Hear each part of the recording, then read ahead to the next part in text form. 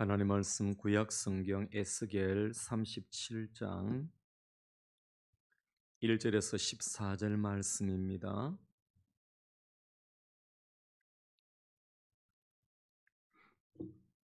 구약 성경 1209쪽 에스겔 37장 11절에서 14절 말씀. 또 내게 이르시되 인자야 이 뼈들은 이스라엘 온 족속이라.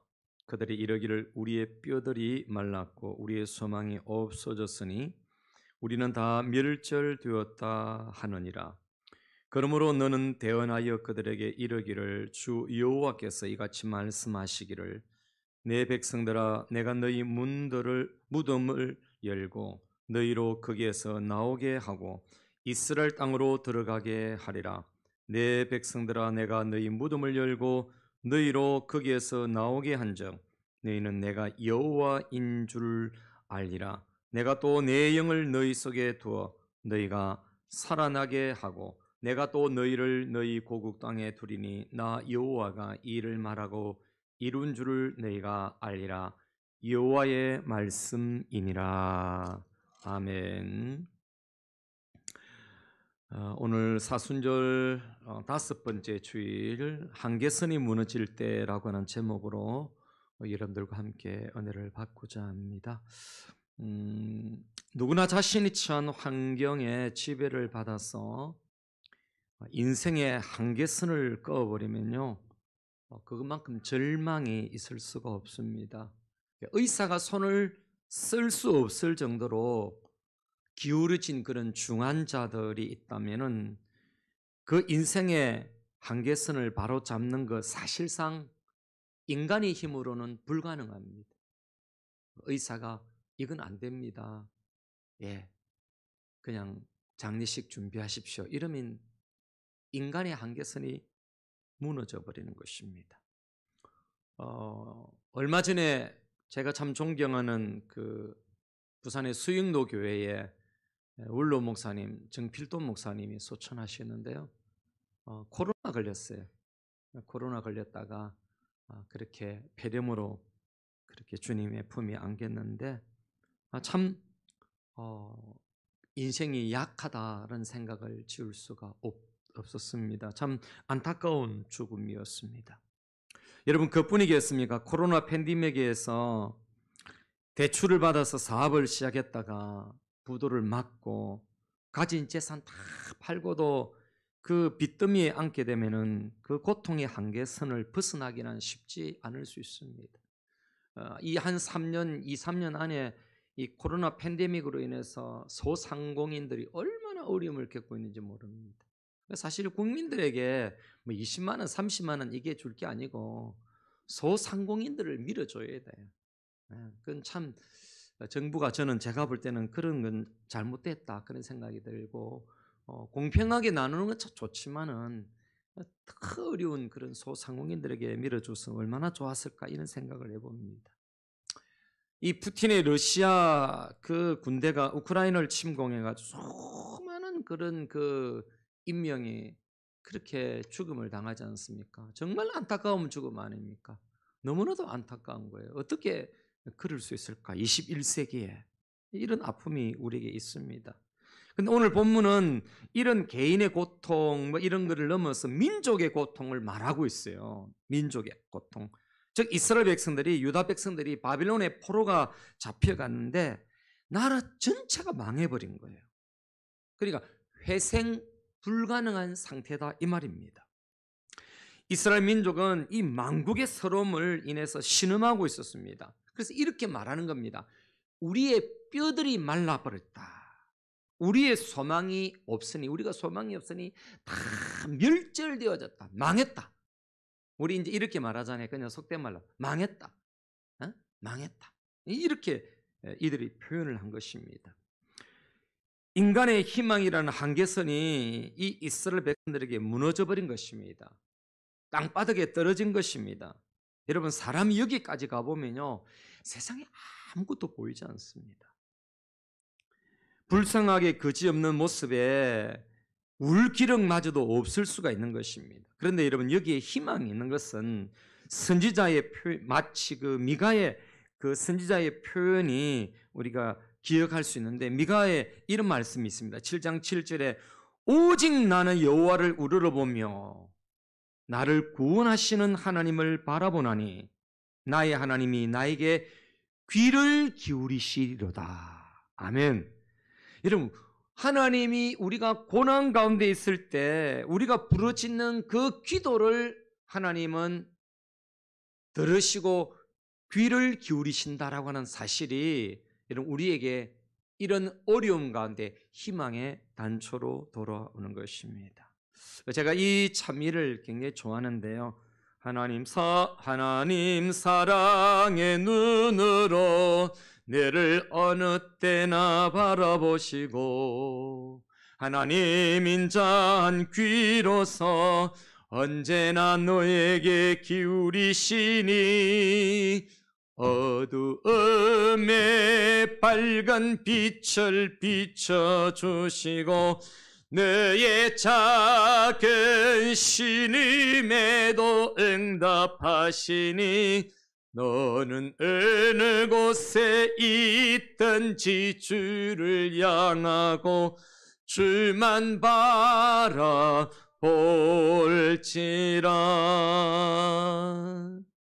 저는 이 찬미의 가사 중에 하나님은 인자한 귀로서 언제나 너에게 기울이고 계신다. 항상 하나님의 귀는 우리의 부르짖음에 열려 있다는 사실이에요. 그래서 어둠에 밝은 빛을 비춰주신다. 여러분, 우리가 살 소망이 없을 때 하나님이 우리의 기도를 들으시고 그 어둠 속에 빛을 비춰주신다. 나의 작은 신음까지도 하나님이 응답해 주신다라는 거예요. 사실 제가 엊그제 그 장염이 너무 심하게 걸려가지고요. 지금도 좀 컨디션은 좋지는 않아요. 그러다 갑작스럽게 배가 아프더니 또 등이 아파요. 등이 이게 막 허리가 이게 뭐 그 담이 걸린 것처럼 그래요. 어쨌든 담이 걸린 것 같아요. 뭐 다른 중한 질병 아닌 거. 이게 앞뒤로 아프니까 몸 중에 중앙이 딱 이렇게 아프니까 와 이게요. 숨을 쉴 수 없는 거예요. 정말 와. 근데 제가 다른 고민이 아니에요. 뭐 더 아플 수도 있지만 다른 고민은 이 고민이 뭐냐면은 내가 주일날 예배 못 드리는 것 아닌가 이런 생각이 들면서 또 뭐 코로나가 걸렸나 이런 생각도 들어지면서 검사를 해보니까 코로나는 아니에요. 어제 이제 약 하나 먹고 또 주님 앞에 오늘 예배는 드려야 됩니다 이런 마음을 가졌는데 또 하나님께서 세워주시니까 감사를 드릴 뿐입니다. 하나님은 결코 그의 백성들의 신음 소리를 외면하지 않으십니다. 그리고 여러분 놀라운 진리 하나가 있는데요. 우리들의 한계선이 무너질 때 여러분 기억하십시오. 하나님의 한계선도 무너진다는 사실이에요. 이게 무슨 말이냐면요. 여러분 우리를 향한 하나님의 그 인내의 한계선이 무너져 버리는 거예요. 오늘 이스라엘 백성들이 범죄하고 이스라엘 백성들이 그래서 범죄함으로 포로로 잡혀갔잖아요. 그 포로로 잡혀갔으니까 벌 받아야 되잖아요. 그런 가운데 그들이 부르짖는데 하나님의 그 한계선이 무너져 버린 거예요. 그래 내가 너희들을 용서하고 너희들을 회복시켜 주겠다라고 하는 것이 여러분 이 에스겔 37장에 그 꼴짜기에 마른 뼈가 살아나는 그 환상이 바로 그런 의도가 메시지가 있는 것입니다. 저는 이제 손주를 봐야 되는데 아직 손주가 안 나오네요. 그 애를 키우다 보면 그런 일 있잖아요. 마켓에 이렇게 데리고 가보면은 애가 집에 물건이 있는데도 어떻습니까? 딱 사달라고 해요. 집에 있는데도 사달라고 하는 거예요. 그게 유혹이에요. 그러면 뭐 엄마가 그러잖아요. 집에 있잖아. 너 집에 비슷한 거 있잖아. 이렇게 해도 말 안 들어. 그러면 이제 자식이 이 애가 쓸 수 있는 카드가 뭐예요? 그냥 바닥에 뒹굴어 버리면서 땡깡을 부르잖아요. 땡깡 그죠? 막 그러면 엄마가 수치스러워 가지고 어쩔 수 없이 집에 있지만은 그러면 집에 있는 거 말고 또 다른 거 비슷한 거라도 하나 골라서 그렇게 사주잖아요. 여러분, 바로 아이의 한계선이 무너졌을 때 엄마의 인내의 한계선도 무너져 버리는 거죠. 그래서 사주면서 하는 말이 또 뭡니까? 다음에 이제 집에 오면은 절대로 시장 가서 그렇게 하면 이제 절대로 안 사는, 매 좀 맞고 그런다. 그게 애가 그게 또 말 듣습니까? 다음에 또 가면 또 다른 거 사달라고 그렇게 하죠. 매번 한계선이 무너져 버리는 것입니다. 우리 하나님의 한 번 결정한 한계선도요, 그대로 있는 것이 아니라 하나님도 무너지더라는 거예요. 무엇 때문에? 그 백성들이 부르짖는 것 때문에 그렇다는 것입니다. 그래서 하나님은 그 백성을 위해서는 언제든지 무너지는 것이 하나님의 한계선이다. 왜냐하면 하나님은 긍휼의 하나님이시기 때문에 그런 것입니다. 오늘 이 에스겔서의 초반에는 하나님은 에스겔을 통해서 심판을 선언하시다가 지금 그 백성들이 바벨론이라는 그런 무덤 속에서 고통을 당하는 것을 참아 볼 수 없어서 그 한계선을 무너뜨리고 긍휼로 돌아서신 내용이 오늘 본문이에요. 여러분, 호세아 선지자를 통한 그 하나님의 무너진 그 한계선을 저는 성경 많은 정말 수십 번을 통독을 안 했겠습니까? 그런데 정말 이 성경이 저에게는 하나님의 한계선이 무너진 대표적인 그런 표현이다. 저는 그런 생각이 들어져요. 바로 호세아 11장 8절 말씀이에요. 에브라임이여, 이스라엘 말하는 거예요. 내가 어찌 너를 놓겠느냐? 이스라엘이여, 내가 어찌 너를 버리겠느냐? 내가 어찌 너를 아드마 같이 놓겠느냐? 어찌 너를 스보임 같이 두겠느냐? 여기 아드마, 스보임은 소돔과 고모라와 같이 멸망한 그 옆에 있는 동네예요. 그렇게 두겠느냐? 내 마음이 내 속에서 돌이키어. 하나님이 돌이켰다는 거예요, 스스로. 사람이 돌이킨 게 아니라 하나님이 스스로 돌이켰다는 거예요. 그래서 어떻게? 무엇 때문에? 나의 긍휼이 온전히 불붙듯 하도다. 하나님의 긍휼이 불이 붙어가지고 하나님 스스로 돌이켰다는 거예요. 이 한계선이 무너졌다는 거죠. 여러분, 이것이 우리가 믿는 하나님 아버지신 줄로 믿습니다. 그러면 이스라엘 백성들이 주저앉아서 원망하는 주제가 뭐였을까요?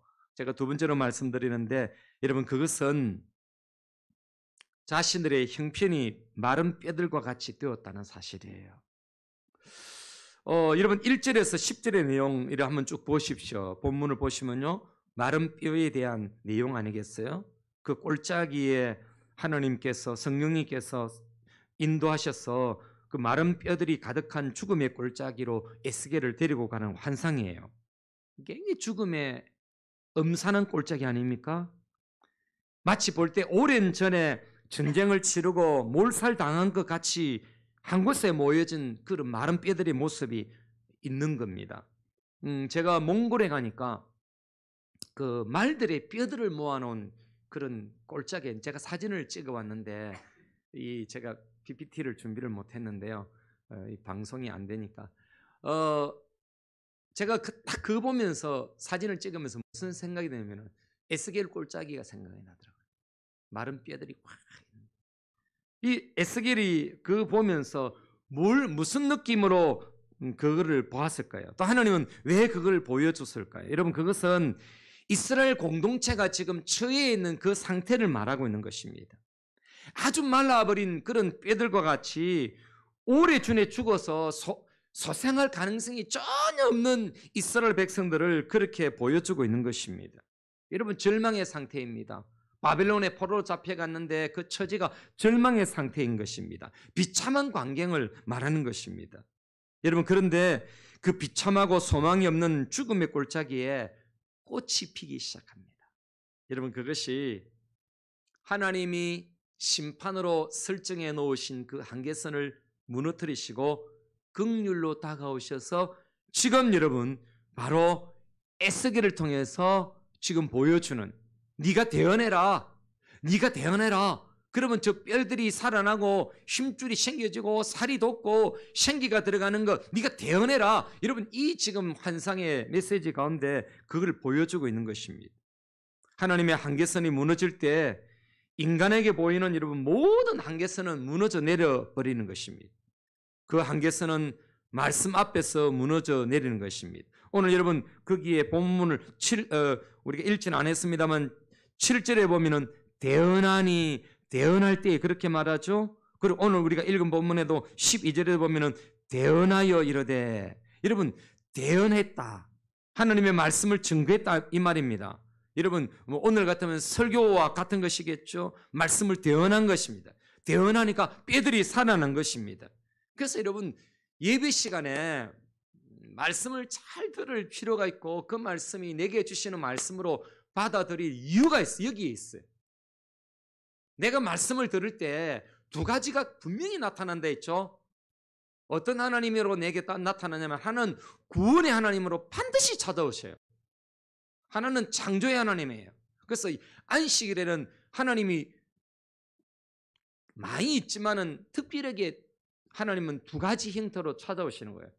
구원의 하나님으로 우리를 구원하시는 역사가 일어나고, 하나는 여러분 창조의 역사가 일어나서 내 삶의 창조의 역사가 일어난단 말입니다. 그래서 여러분 대언할 때에 이 말씀을 믿어야 될 줄로 믿습니다. 에스겔이 대언하니까 뼈들이 살아납니다. 이런 뼈와 뼈가 막 움직이더니 소리가 나고 조립이 되는 겁니다. 마치 여러분 장난감, 조립 장난감처럼 막 떼붙이니까 뼈들이 막 이렇게 붙는 거예요, 여러분. 그리고 그 완성한 뼈들의 힘줄이 생겨서 뭐 그렇게 형태가 만들어지는 것입니다. 거기에다가 여러분 살이 차오는데, 이게 여러분 이제 가죽을 입힌 살이 돋아나니까 마치 여러분 업가디하게 실습용 인간의 그런 그 뼈나 살로 붙여놓은 그런 모습과 같아요. 그런데 여러분 여기 중요한 것이 있습니다. 하나님의 말씀이 있는 곳에는 절망이 희망으로 변한다는 사실이에요. 죽음의 골짜기에 꽃이 피기 시작합니다. 하나님의 말씀이 대언하는 곳에는 아무리 절망적인 상태에 있는 사람들이라 할지라도 다시 살아나는 희망이 있는 줄로 믿습니다. 뼈들의 골짜기가 사람들로 가득 찹니다. 여러분 생각해 보십시오. 조금 전만 해도 뼈들이 가득 찼는데 여러분 그게 막 살아난 거예요. 여러분 사람들이 꽉 찬 거예요. 마치 군대죠, 군대. 그런데 여러분 아직은 죽은 상태예요. 이게 아직은 호흡이 안 들어간 거예요. 뭐 오래됐습니다만은 제가 중국의 그 진시 황제 그 무덤에 그 이제 발굴된 가니까 그거 흙으로 된 뭐 이런 그 군마가 다 있더라고요. 열을 써가지고 제가 이것 보니까 에스겔 골짜기 마치 그와 같은 모습이에요. 사람이 살아났지만 아직 생기가 들어가지 않았어요. 그런데 여러분 생기가 들어가도록 대언을 하는 장면이 여러분 오늘 나타나고 있는 것입니다. 대언을 하니까 여러분 이게 생기라고 하는 것은 성령님이 들어가는 것과 같은 것이죠. 호흡이 들어가는 것이죠. 성령님이 사방에서, 내 사방에서 붙어와서 죽음을 당한 자에게 들어가게 됩니다. 말씀으로 형체를 갖추고 성령님으로 살아나는 역사가 일어난 것입니다. 여러분 이게 대단히 중요한 거 제가 말씀드렸습니다. 두 가지. 말씀으로 형태를 잡았는데 거기에 성령님이 들어감으로 살아났다라는 거예요. 여러분 말씀으로 형태를 잡았고 성령으로 살아나는 역사, 이 두 가지 꼭 기억하십시오. 기억하십시오. 자, 여러분 이제 이렇게 여러분 들어가니까 살아나는 것이죠. 이스라엘 백성들을 향한 하나님의 한계선이 무너질 때에 불가능해 보였던 모든 한계선이 무너져 내린 것입니다. 오늘 우리에게도 하나님의 말씀이 선포되고 성령님이 다가오실 때 죽음의 골짜기에 꽃이 피고 생기의 바람이 불게 되어지는 것입니다. 여러분 말씀으로 우리의 삶의 형체를 가져오게 되어지고 성령님이 우리 속에 들어오게 될 때 여러분 살아나는 역사, 생기를 얻는 역사가 일어나는 것입니다. 제가 목회하면서 말씀만 딱 들어가면은요 꼭 이와 같은 상태예요. 말씀이 딱 들어가면은 형체를 딱 갖추는 것은 갖춰줘요. 근데 이게 역동적인 삶에는요 반드시 성령님이 역사하시고 충만하게 다스리는 것을 경험해야 돼요. 말씀 듣고 지식도 얻어지고 그래서 신앙의 형태를 갖추었어요. 근데 성령님으로 충만해야 돼요. 근데 우리 고신의 약점이 뭐냐면은 이 성령님을 강조하지 않은 거예요. 제가 참 존경하는 선교사님, 우리 그 염소 대신에 돼지 사드린 그 선교사님 계시잖아요. 박혁식 선교사님. 그분은 성령님을 많이 강조해요. 성부, 성자, 성령을 늘 강조하면서 성경을 보면서 그 성경 속에 성령님의 역사를 그분은 늘 발견하려고 애쓰는데 제가 참 존경을 합니다. 여러분들이 말씀이 살아나고 성령님의 강력한 지배를 받아서 여러분의 삶의 현장에 생기가 일어나기를 간절히 바랍니다. 꼭 기억하십시오. 성령님 나 좀 도와주십시오. 성령님 제게 생기를 좀 부어주십시오. 여러분 신앙생활에도요 생기가 없으면 안 되는 거예요. 우리의 사업을 해도 생기가 성령님이 들어가야 되는 거예요. 여러분 우리 송집사님의 가게에 성령님의 생기가 들어가면은 그 복집이 잘 될 줄로 믿습니다. 그러면은 이스라엘이 처한 한계선을 무너뜨리려고 하나님은 과연 어떤 회복의 그림을 보여주고 싶었을까요? 여러분 세 번째입니다. 그것은 여러분 바로 창세기 회복 비전인데 제가 이런 제목을 붙여봤어요. 옛날 것이라고 하는 말씀의 한계선이 무너질 때. 이게 무슨 말이냐면은 이건 옛날 말씀이야. 이건 뭐 이스라엘 백성들에게 주신 말씀이지 이건 내하고 무슨 상관이 있어 라고 생각하는 한계선을 무너뜨리는 거예요. 여러분 이스라엘 백성들이 스스로 원망했던 것은 뼈의 이야기입니다. 우리가 마른 뼈와 같다. 우리가 다 말라 비틀어진 뼈와 같다. 이런 멸망의 이야기를 그들은 입에 담고 있었던 것입니다. 그런데 오늘 본문의 이 메시지를 통해서 이 환상을 통해서 보여주시는 게 뭐냐면은 흙에서 죽음에 대한 이미지인데 하나님은 그들의 이야기같이 지금 무엇을 보여주려고 하냐면 창세기에 있는 내용을 그대로 보여주면서 희망이 있음을 보여주려고 하는 거예요. 여러분 창세기 1장, 2장에 보면요 하나님이 인간을 만드시는데 2장에 보면 특별히 뭘 가지고 만드셨다고 합니까? 흙으로 만들었거든요. 자, 하나님이 흙으로 아담을 만들었단 말이에요. 그 아담을 만들었는데 뭘 넣었을 때 코에다가 뭘 넣었을 때에 생명이 됐다 했습니까? 생기를 넣으니까 그렇다. 여러분 이 지금 과거의 창세기 2장에 있는 그 지금 스토리를 끌어와 가지고 지금 이 에스겔에게 보여주는 거예요. 너 창세기 2장에 있는 그 메시지는 창세기에 있는 것으로 과거의 이야기로 돌리지 말고 이 메시지는 지금도 일어나는 것이다. 이스라엘 백성들에게 보여주는 거예요. 그래서 제가 이런 별명을 붙여본 겁니다. 창세기의 비전을 품은 것이 오늘 에스겔 이 골짜기의 비전이다라고 하는 거예요. 그러니까 여러분 에덴 동산의 스토리가 과거의 복음이 아니라 현재의 복음임을 가르쳐주고 있는 것입니다. 여러분 이 환상, 이 비전은 희망이 없는 이스라엘을 옛날 땅으로 돌아가게 하는 재창조를 보여주는 그런 신호통과 같은 그런 창세기 비전인 것입니다. 오늘 저는 이 메시지를 듣는 여러분들이 그래 내 삶도 너무나도 이 생기가 없는 생명이 없는 그런 진흙과 같고 마른 뼈와 같다 생각이 들면요 이 비전을 여러분의 비전으로 받아들이십시오. 성령님이 내 속에 들어오게 될 때 바로 아담이 흙으로 창조되었지만은 하나님의 손에 의해서 흙으로 만들어졌지만은 그 생기가 들어갈 때 생명이 살아있는 사람이 되어진 것처럼 내게도 이와 같은 비전이 이루어지기를 원합니다. 이런 여러분들이 기도와 이런 소망을 가지시기를 간절히 바랍니다. 우리가 창세기의 말씀을 과거의 말씀으로 한계선을 끌 수 없으면 그 창세기가 우리의 삶에 비전으로 다가올 수 있기 때문에 그런 것입니다. 그러니까 하나님은 옛날 것이라는 한계선을 무너뜨리고 그 말씀으로 미래를 보게 하시는 것입니다. 포로 이전에 이스라엘 백성들이 굉장히 좋아했던 시편이 있는데 여러분 시편 116편 8절 9절 말씀이에요. 이렇게 말씀하십니다. 주께서 내 영혼을 사망했어 내 눈을 눈물에서 내 발을 넘어짐에서 건지셨나이다. 내가 생명이 있는 땅에서 여호와 앞에 행하리로다. 여러분 내가 죽었다 이거지. 내 지금 상황이 죽어 있다는 거예요. 내 모든 상황이 눈물이라는 거예요. 눈물 없이 뭐 살 수밖에 없는 그런 상황이라는 거예요. 그런데 어떻단 말입니까? 내 영혼을 건지시어서 생명이 있는 땅에서 내가 여호와 앞에 행하리로다. 여러분 소망이 있죠? 이스라엘 백성들이 포로 이전에 그렇게 즐겨서 좋아했던 노래입니다. 그런데 여러분 이거 편안할 때는 이게 아무런 감흥이 없다가 이제 포로가 된 이후에는 이 말씀이 은혜가 되는 거예요. 하나님은 그 노래대로 찾아오셔서 응답해 주시겠다라고 하는 것입니다.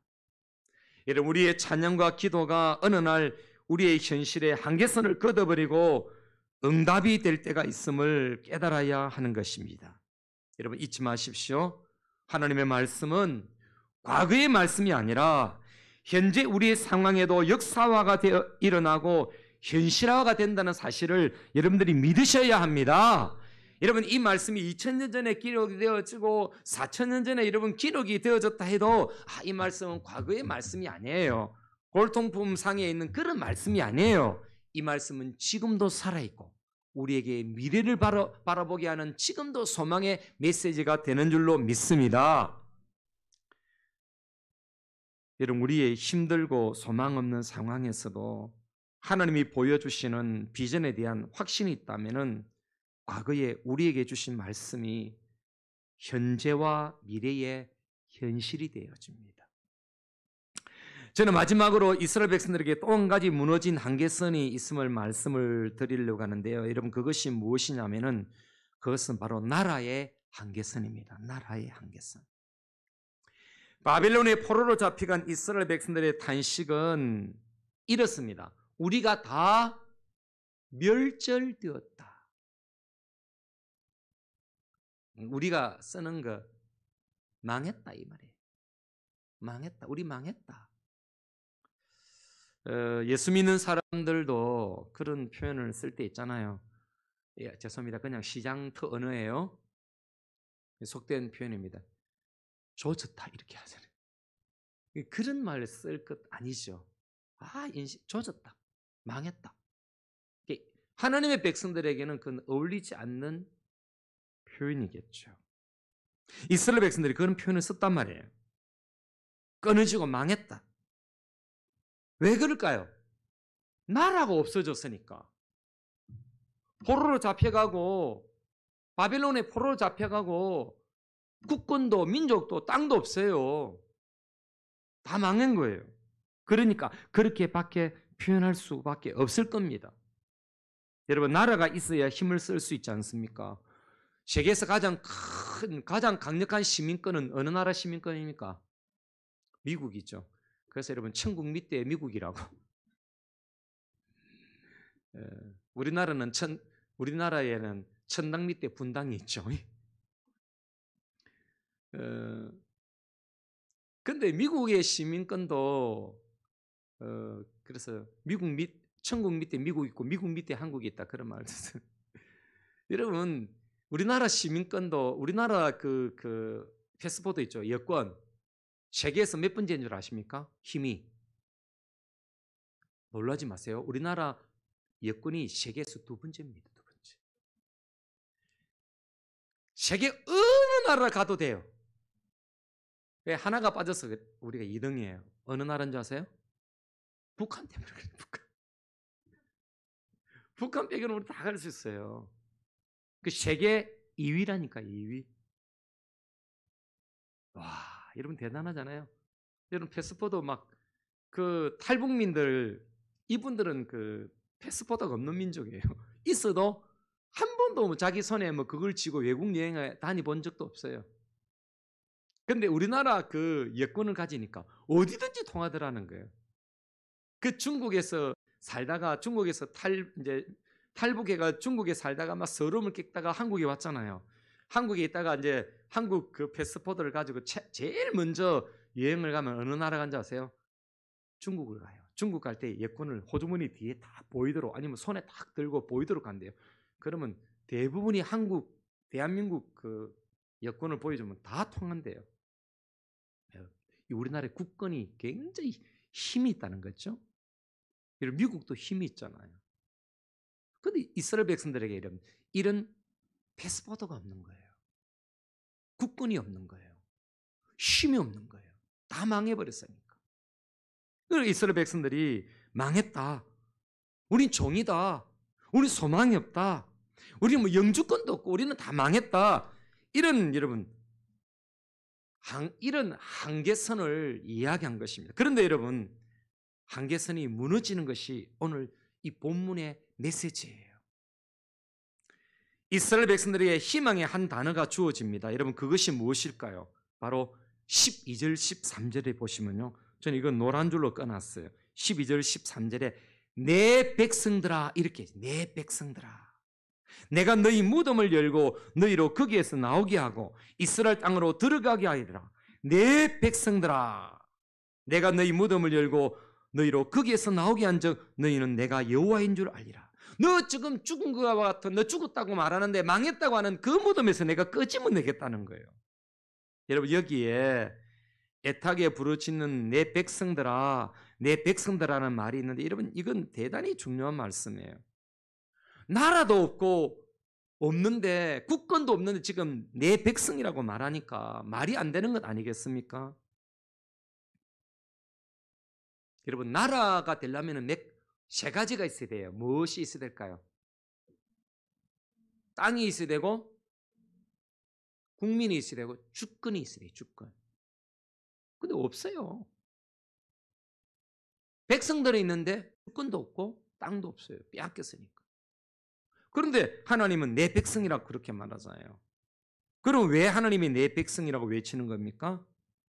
바로 여러분 눈에 보이는 국적은 없지만은 눈에 보이지 않는 나라의 백성이기 때문에 그런 거예요. 어느 나라일까요? 하나님의 나라 백성인 것입니다. 이것이 희망인 것입니다. 세상 나라의 한계선이 무너졌지만은 하나님이 통치자로 주권을 행하시는 행사는 하나님의 나라는 존재하고 있다는 거예요.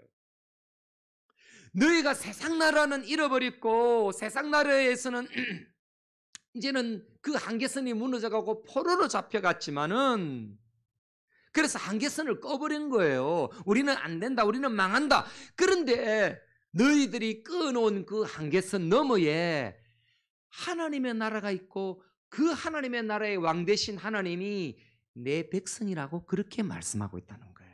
여러분 이것이 오늘 12절과 13절에 내 백성이라고 외치는 이유인 것입니다. 여러분 이것이 얼마나 놀라운 것입니까? 하나님의 나라는 이스라엘 땅 가운데 임하게 될 것이라고 하는 희망이 여기에 들어있는 것입니다.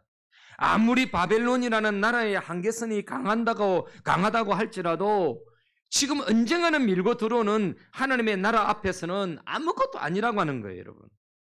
자, 이걸 우리에게 보여주는 중요한 한 사건이 있어요. 자, 에스겔은 이렇게 표현되어 있잖아요, 그죠? 에스겔은 마른 뼈가 살아나고 생기가 살아 그래서 군대가 되어지는 이런 환상을 보여줬잖아요. 또 한 선지자는 굉장히 중요한 환상을 보는데 바로 다니엘이에요, 다니엘. 다니엘서 2장에 보면요. 2장 44절 45절에 보면은 이런 우리가 잘 아는 그 세상나라 신상을 보잖아요.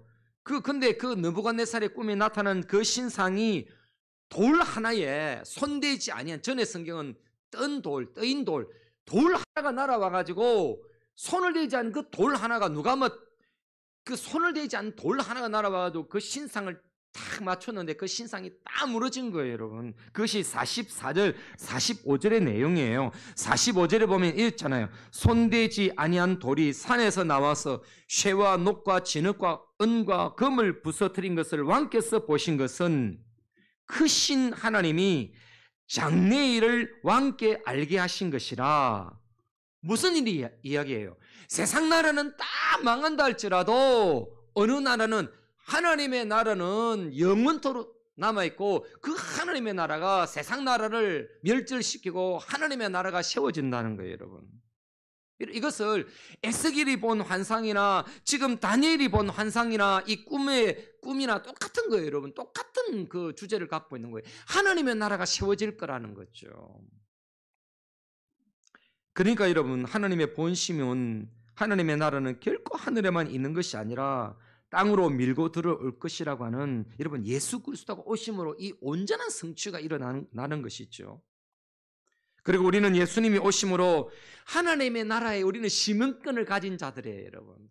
여러분, 이건 아무나 가진 것 아니잖아요. 응? 우리가 하나님의 나라 하늘과 새 땅에 살게 되어질 때 우리는 여러분, 여기 이 땅에서 예수를 믿음으로 그 하늘나라의 시민권을 들고 있는 거예요. 여러분, 특별한 자들입니다. 이것이 얼마나 큰 복인 줄 모릅니다. 그러니까 여러분, 뭐 가정에서 좀 이렇게 그 좀 부부가 불편스럽고 막 해준 것도 없고 막 잘해주는 것도 없고 막 돈도 못 벌어주고 막 그래도 다른 거는 몰라도 하나님의 나라 시민권을 서로가 갖고 있다는 이것만 해도 이런 복인 줄로 믿습니다. 내가 건강을 좀 잃어버리기도 하고 내가 사업이 안 되기도 하고 남편 진짜 짜증스러워 죽겠다. 아니, 남편이 젊을 때는 좀 매력이 있어 보이더만 늙어가니까 매력도 없고.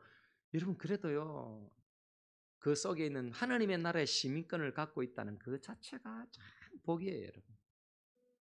응? 여러분 자녀들도 그렇잖아요. 세상적으로 막 출세한 게 없어요. 그런데 그 자녀가 예수를 믿는 그 하나만 여러분 평가하면요, 세상 그 어떤 것도 그 평가에 설 수가 없어요. 하나님의 나라 시민권을 갖고 있다. 이게 큰 복이에요. 얼마 전 우리 이장로님 이제 어머니 소천하셔서 장례식을 치렀는데, 그 어머니 참 우리 그 제가 전에 섬기던 교회에서 잘 몰랐어요. 너무 조용하게 교회에 와서 예배는 반드시 드렸어요. 예배 반드시 드렸어요. 반드시 드렸어요. 그리고 열심히 사셨잖아요. 정말 열심히 사셨. 아니, 그 딸이고 그 사위가 우리 교회 나왔잖아요. 아유, 어머니 그 일하지 마세요. 걔도 사셨다고요. 그 사실. 한 번은 아시는지 모르겠어요. 통장에 돈을 넣어놨는데 그 돈을 누가 빼가 버렸어요. 그런 일이 있었죠. 근데 이내 그를 마음에 평정심을 갖더라고요. 뭐 때문에 그럴까요? 하나님의 나라가 있기 때문에. 사람이 어떻게 살았다 할지라도 그건 중요하잖아요. 내가 어떤 신분을 갖고 있었느냐, 내가 뭐 잘 먹고 살았냐, 못 먹고 산, 그건 중요하잖아요. 가장 중요한 것은 우리가 하나님의 나라 시민권을 갖고 있느냐 없느냐, 그게 중요한 거예요. 여러분, 천국에 옛날에 그런 노래 있잖아요. 금으로도 못 가요, 하나님의 나라. 돈으로도 못 가요, 하나님의 나라. 주일학교 노래에 굉장히 매력이 있잖아요. 무엇으로 가는 나라? 믿음으로 가는 나라, 거듭남으로 가는 나라, 하나님의 나라.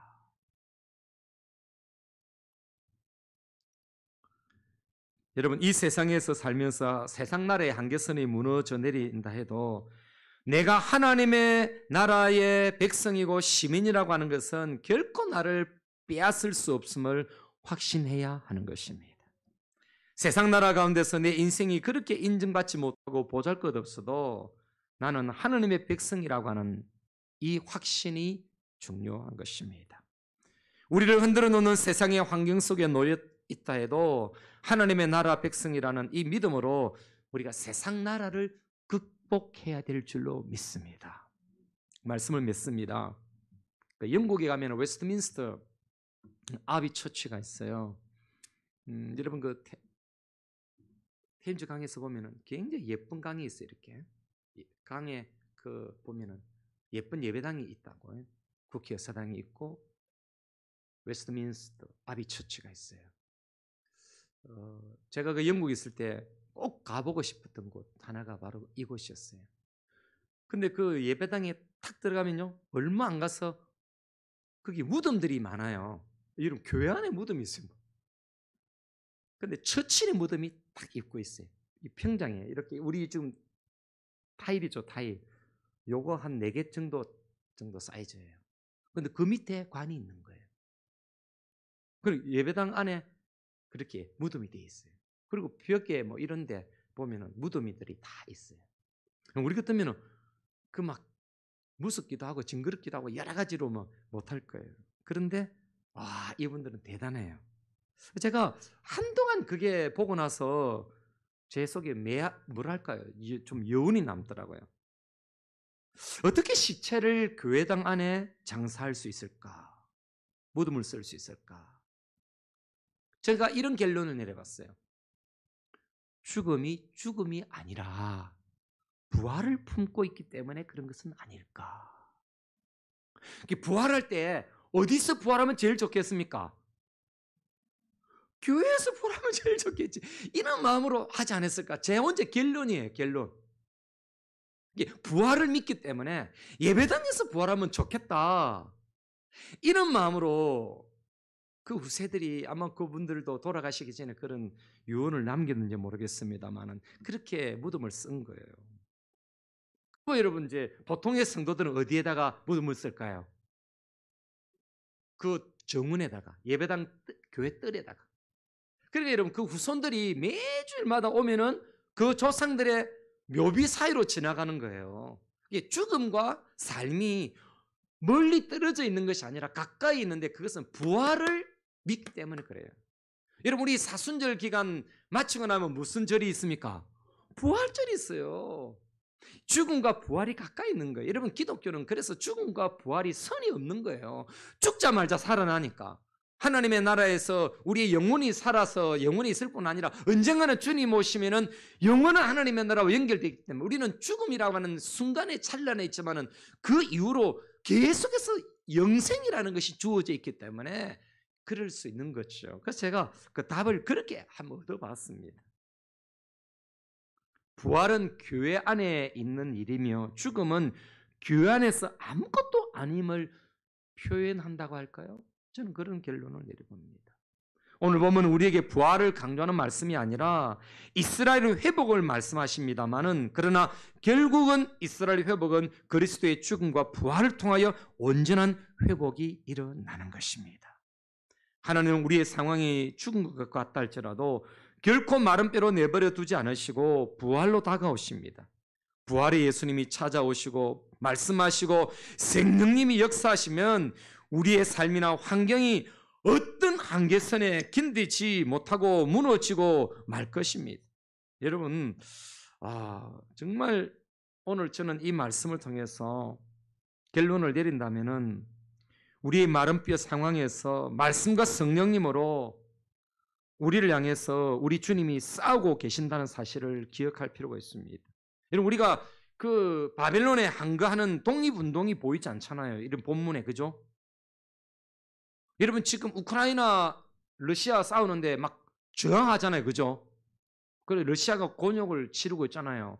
우리가 일제강점기 때 얼마나 그리스도인들이 많은 백성들이 항거했습니까? 근데 오늘 본문에 이스라엘 백성들이 항거하는 게 없어요. 바빌론의 포로자 앞에 갔으면 그 남은 사람들도 있거든요. 항거를 안 하는 거예요. 왜 항거가 없습니까?